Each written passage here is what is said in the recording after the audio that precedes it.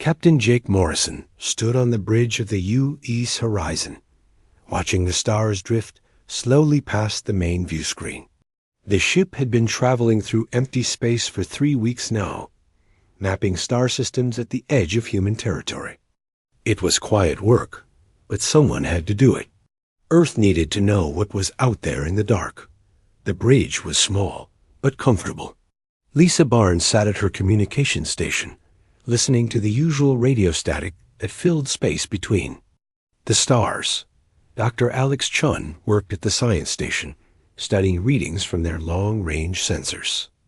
Engineer Katie Rodriguez checked the ship's systems from her position near the back wall. Jake liked his crew. They were good people who did their jobs well. The Horizon was not a big ship, only 50 crew members total, but they all worked together. Like a family, they had to. Out here, millions of miles from Earth, they only had each other. "Captain," Lisa said suddenly, her voice cutting through the quiet hum of the ship's engines. "I'm getting something strange on the long-range communications." "Array." Jake walked over to her station. Lisa was young, maybe 25, with short brown hair and quick fingers that danced over her control panel. She had been with the ship for 2 years and had never missed anything important. What kind of strange? Jake asked. Lisa frowned at her screen. "It's not like anything I've heard before. Not human, that's for sure. It's coming from about 2 light hours away, near that red dwarf star we mapped yesterday." Dr. Chun looked up from his station. He was older than Lisa, maybe 40, with gray hair and the kind of calm voice that made people trust him. "Can you put it on the speakers?" Lisa nodded and pressed a few buttons. The bridge filled with a sound that made everyone stop what they were doing. It was not quite music and not quite noise.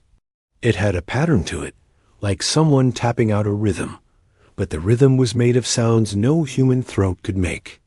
"That's definitely not human," Katie said. She was a big woman with strong hands and a mind that could fix anything that broke. "I've never heard anything like it." Jake felt his heart start to beat faster. In all the years humans had been traveling between the stars, they had never found any sign of other intelligent life. Earth scientists had always wondered if humans were alone in the universe. Now maybe they had their answer. "Alex, what do you think?" Jake asked. Dr. Chun was already working at his station, running the signal through the ship's computers. "It's definitely artificial, not some natural space phenomenon. And Captain, look at this." He pointed to his screen. "The signal is repeating every 47 seconds. Same pattern, same sounds, over and over." "Like a distress beacon," Lisa said quietly. Jake nodded. That was exactly what it sounded like. Someone or something was calling for help. First Officer Ryan Thompson chose that moment to walk onto the bridge. Ryan was Jake's second in command, a careful man who always thought twice before acting. He had been down in the cargo bay, checking their supply levels. "What's all the excitement about?" Ryan asked. Jake explained quickly. Ryan listened with a serious expression on his face. When Jake finished, Ryan shook his head. "Captain, we need to be very careful here. If this really is some kind of alien signal, we're talking about first contact with another species. Earth Defense Force protocols are very clear about this kind of situation.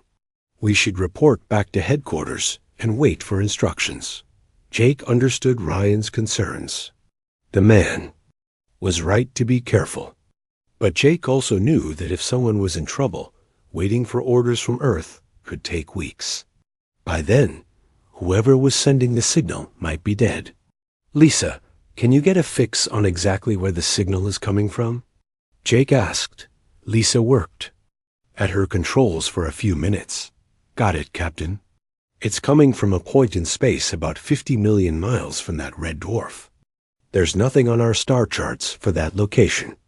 "Katie, how long would it take us to get there?" Katie thought for a moment.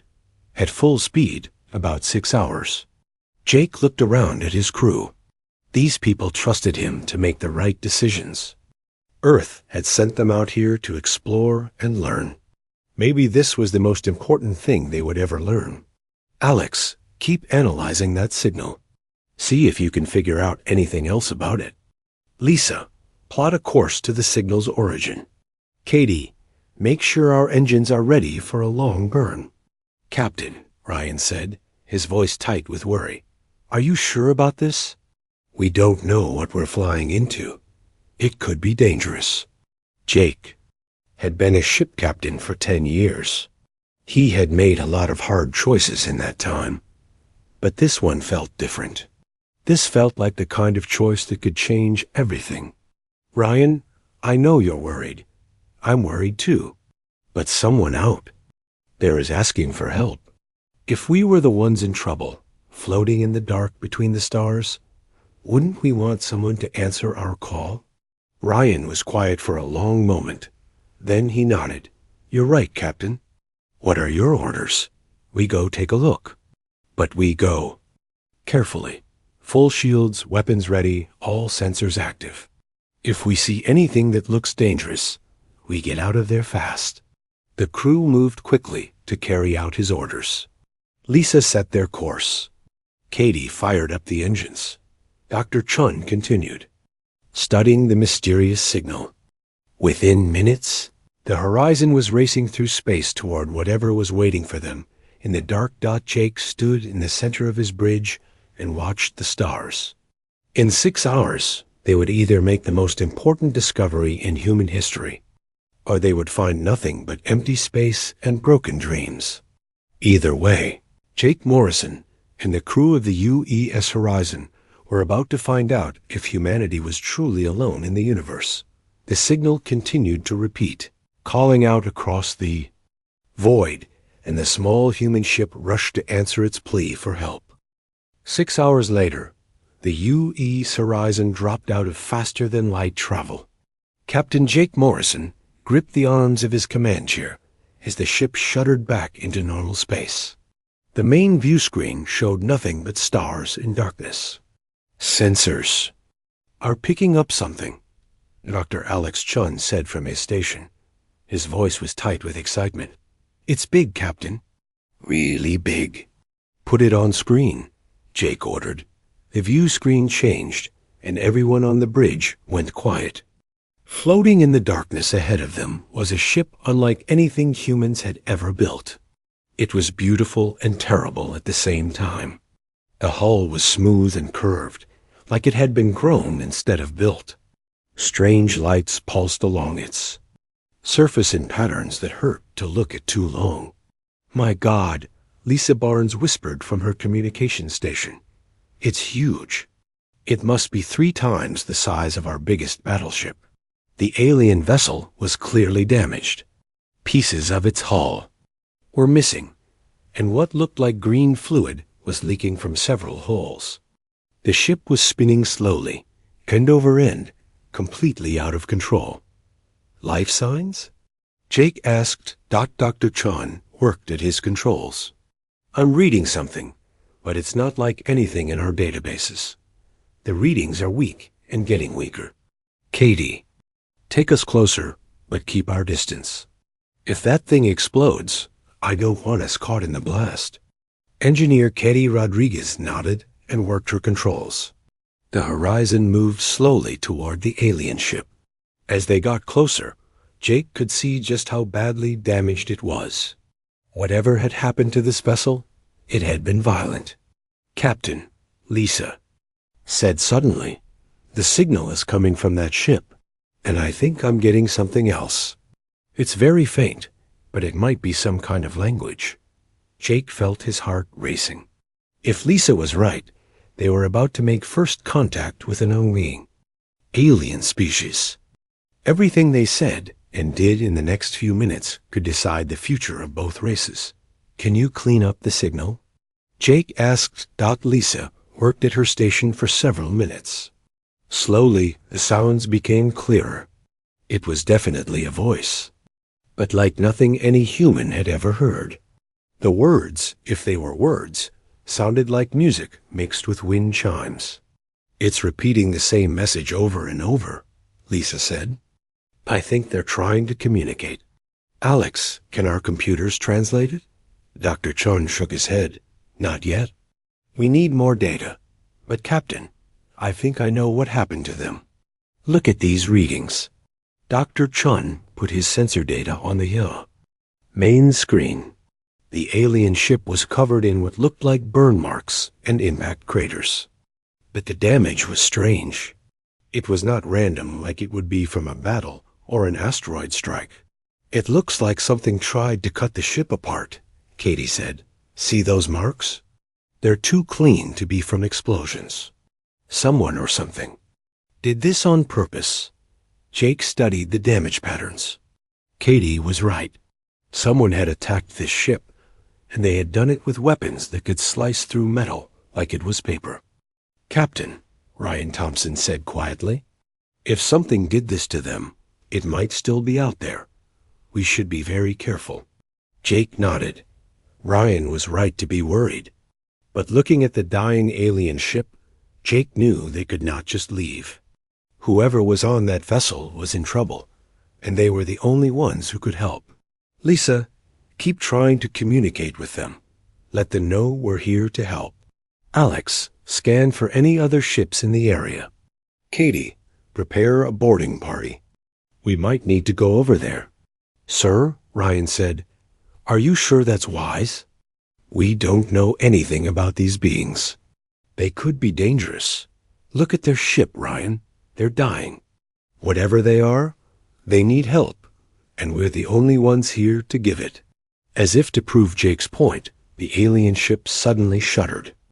More green fluid leaked from its hull, and the lights along its surface grew dimmer.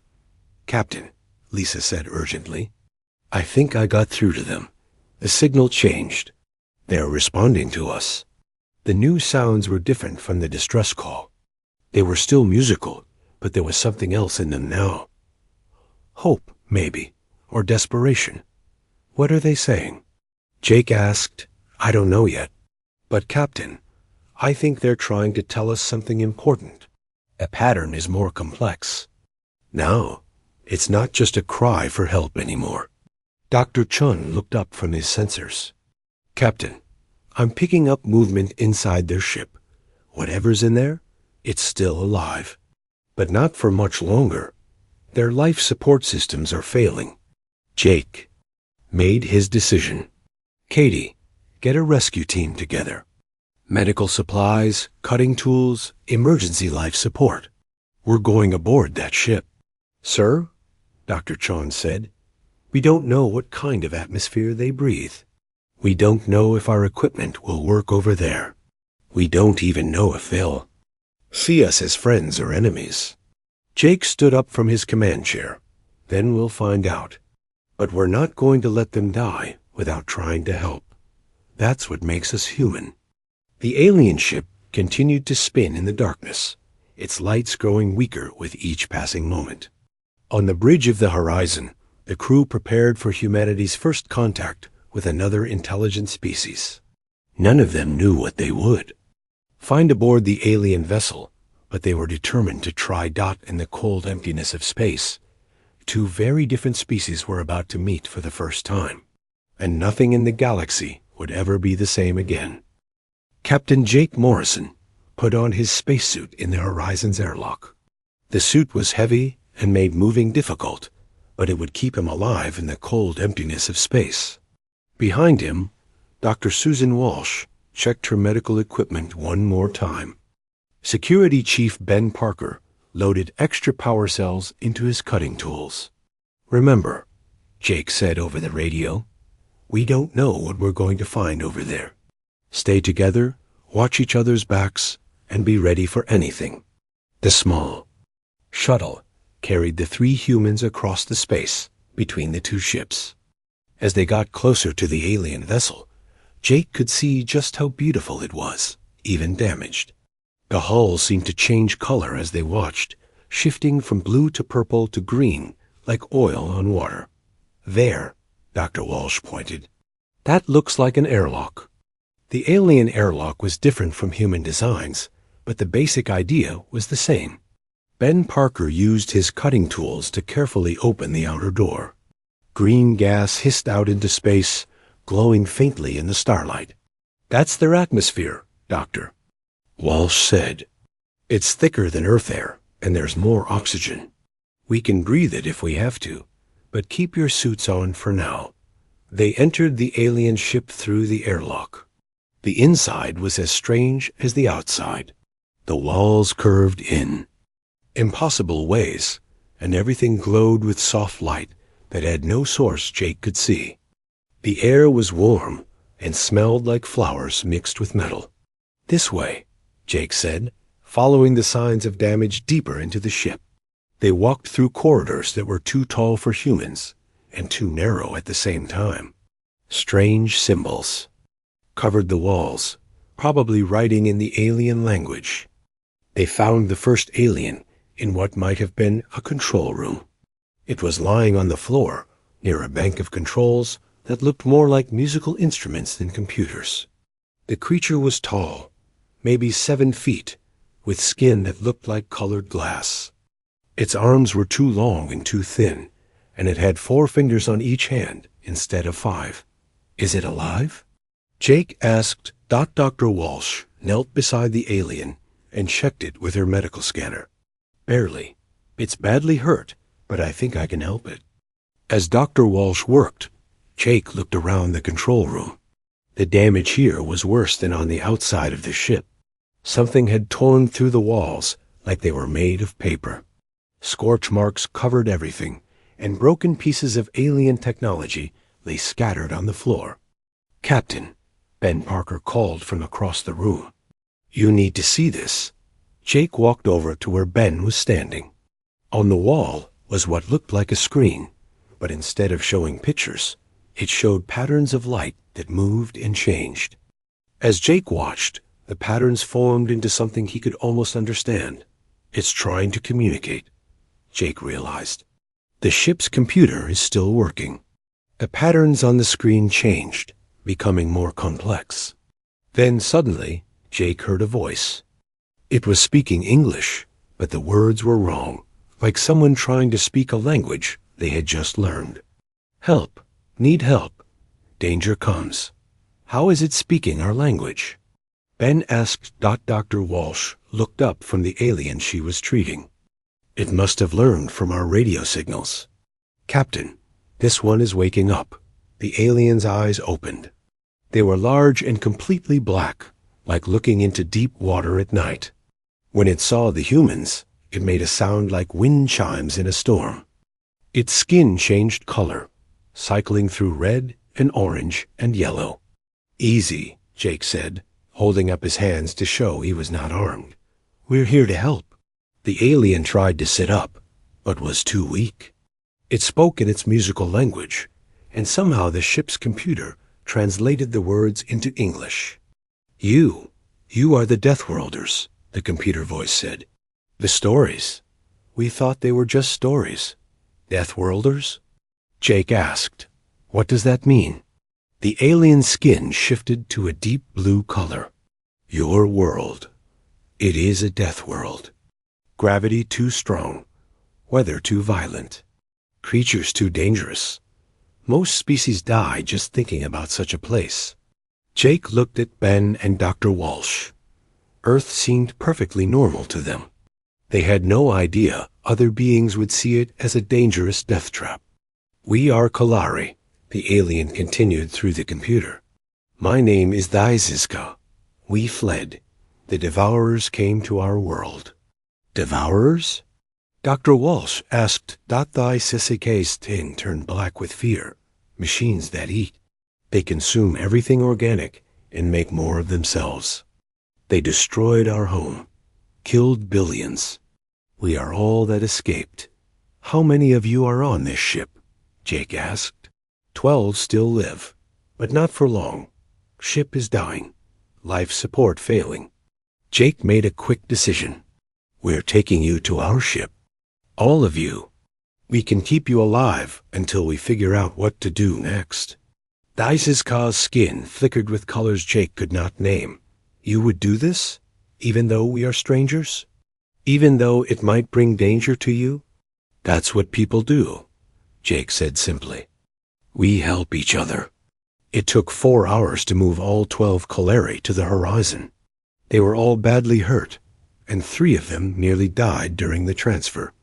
Dr. Walsh worked without rest to keep them alive, learning alien medicine as she went. As the last Kalari was brought aboard, long-range sensors detected something approaching. 3 ships, moving fast, with energy signatures unlike anything in human databases. Captain, Lisa Barnes called from the bridge. Those ships are scanning us. And Captain, they're charging weapons. Jake looked at Thais Iska, who was lying on a medical bed in the ship's sick bay. The alien skin had turned pure white with terror. The Devourers, Thais Iska whispered, they found us. And now they know about you. Through the view screen, Jake could see the approaching ships. They were dark and angular, covered in what looked like organic growths. As he watched, they began to change shape, growing larger and more threatening. Jake realized that by saving the Kalari, he had just introduced humanity to the most dangerous enemy in the galaxy. And the Devourers were coming to say hello. The 3 Devourer ships closed in on the horizon like hungry sharks. Captain Jake Morrison stood on his bridge, watching the enemy vessels grow larger on the view screen. They were ugly things, all sharp angles and dark metal that seemed to move and flow like living tissue. Shields up, weapons ready, Jake ordered. Lisa, try to contact them.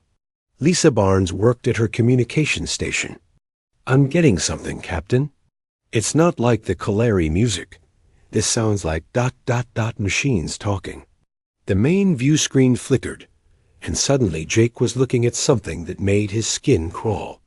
The Devourer that appeared on screen was part machine and part something that might once have been alive. Wires and tubes ran through what looked like rotting flesh. Its eyes glowed red in a face that was more metal than bone. Interesting, the Devourer said in perfect English. Its voice sounded like grinding gears. We have never encountered your species before. You rescued the Kalari refugees? This was unwise. We don't abandon people who need help, Jake said, trying to keep his voice steady. What do you want? The Devourer's mechanical face twisted into what might have been a smile. We want everything. We consume organic matter and convert it into more of ourselves. Your ship contains new biological material. We will take it. Over. My dead body, Security Chief Ben Parker growled from his station. Yes, the Devourer agreed. Over your dead body. And then we will use your dead body to make more of us. The transmission cut off, and immediately the Devourer ships opened fire. Energy beams struck the horizon's shields, making the whole ship shake. Warning lights flashed all over the bridge. Shields down to 80%. Katie Rodriguez reported from her engineering station. Those weapons are more powerful than anything we've seen before. Return fire. Jake ordered. The horizon's weapons lashed out at the nearest Devourer ship. The energy bolts struck the alien vessel's hull and seemed to disappear, like water soaking into sand. No effect, Ben Arker said in disbelief. Our weapons aren't even scratching them. In the medical bay, Thaiziska struggled to sit up despite Dr. Susan Walsh's protests. The Kalari's skin had turned bright yellow with pain, but determination showed in those black eyes. Captain, Thaiziska called over. The ship's communication system. You cannot fight them with normal weapons. Their ships adapt. They learn from every attack and become stronger. Another blast from the Devourer ships sent the horizon spinning. More alarms sounded, and Jake could smell smoke in the air. Then, how do we stop them? Jake asked. You don't understand, Thaiziska said. No one stops the Devourers. They have consumed 17 star systems. Entire civilizations have fallen to them. That is why we ran. Jake felt anger rising in his chest. He looked around at his crew, good people who were about to die because they tried to help strangers. That was not going to happen. Not on his ship. Katie, what's the strangest thing in our weapons locker? Jake asked. The engineer looked confused. Strange? Captain, we've got mining charges, electromagnetic pulse grenades, some old chemical explosives. The EMP grenades, Jake said suddenly. They're designed to knock out electronics, right? What if the Devourers are more machine than they look? It might work, Katie said, her eyes lighting up. But we'd have to get close, really close. The horizon shook again under another barrage. This time, sparks flew from control panels and the lights dimmed. Do it, Jake ordered. Arm every EMP device we have. We're going to ram one of those ships. Captain, Ryan Thompson protested, that's suicide. Maybe, but it's better than being turned into spare parts for those things. Dr. Walsh's voice came over the radio from the medical bay. Captain, These Ka says there's something else you should know.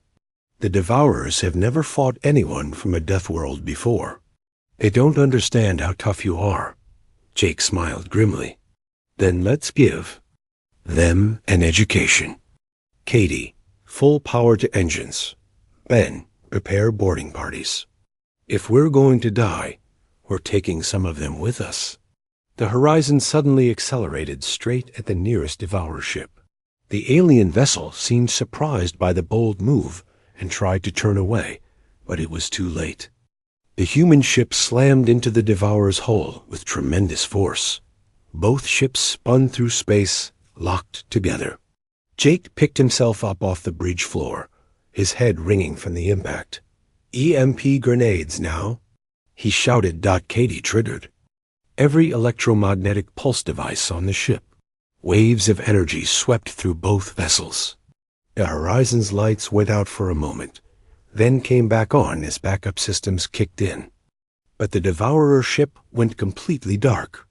It worked, Lisa said in amazement. Their ship is dead in space. But the other two Devourer ships were still coming.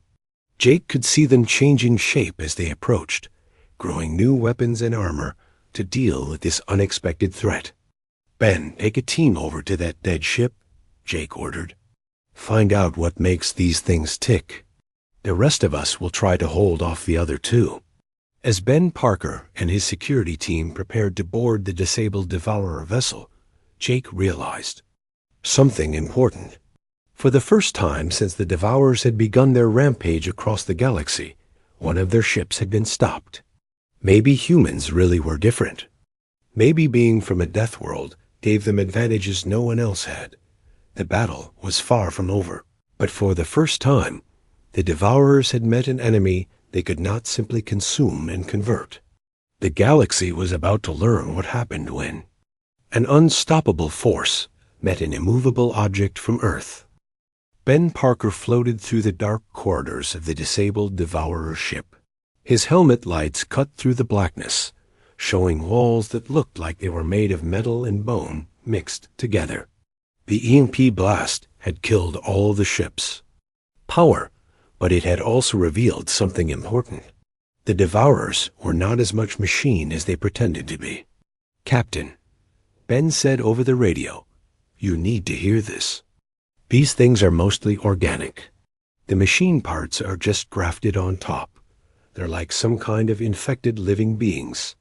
Back on the horizon, Captain Jake Morrison processed this information while watching the two remaining Devourer ships approach.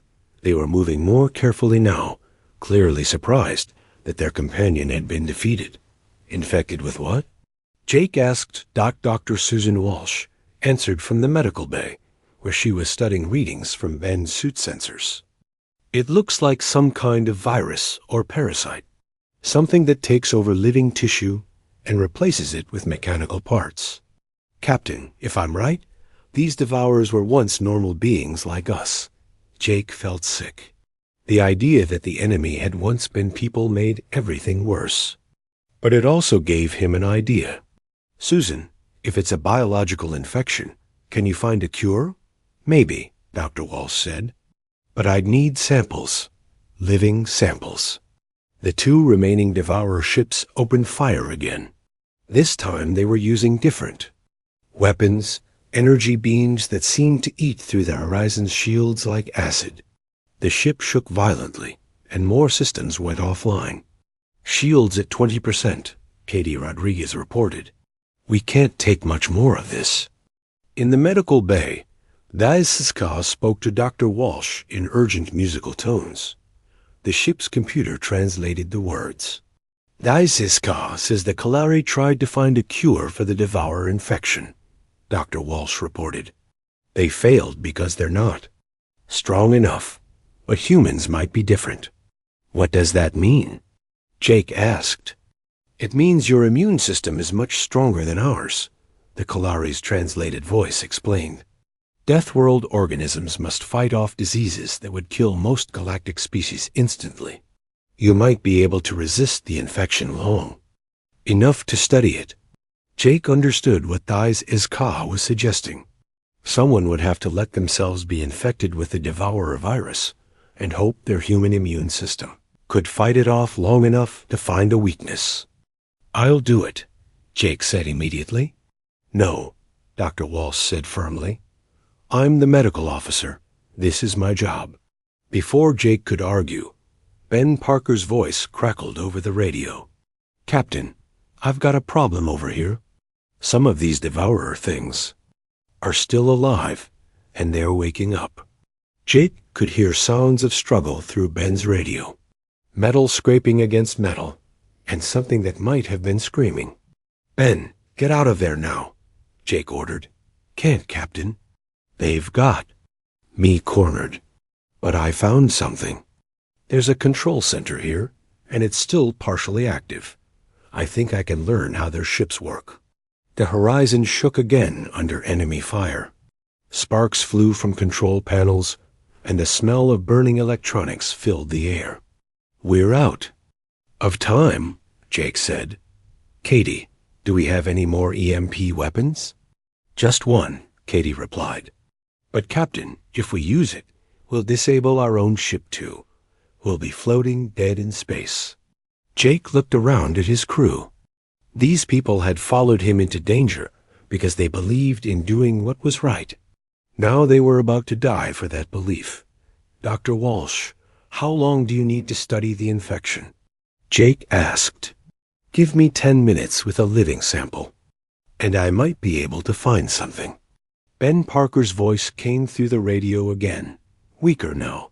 Captain, I'm sending you data on their ship systems, and I've got one of these things cornered. It's hurt bad, but it's still alive.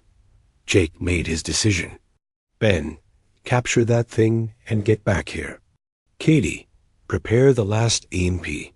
We're going to disable all 3 ships, including ours.